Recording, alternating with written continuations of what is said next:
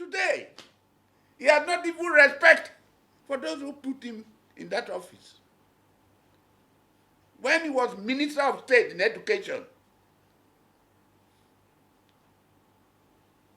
former President Jonathan and his wife stood by him. We said, no, Wike cannot be governor. He hasn't got the temperament of being governor. And more so, the upland have got enough. They refused. Today, he does not respect them. He does not respect them. He believes a small God. I'm not surprised. He was a local government chairman.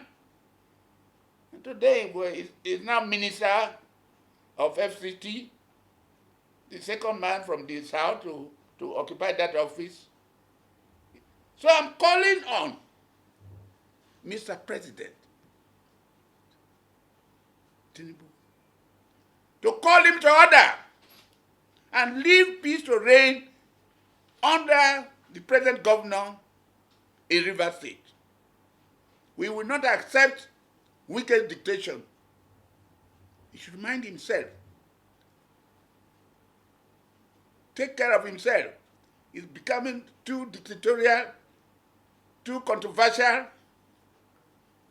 He's not the first person to be minister. Some of us have been ministers before.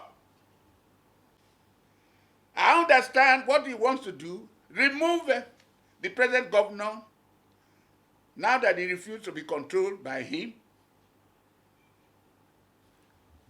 Persuade force the governor, the deputy governor, the professor, the lady, to resign, and he would now put the Speaker of the House of River State House of Assembly, an Ikwere man, as the governor, first of all, as acting, then as in the usual way, because he thinks money can buy everything.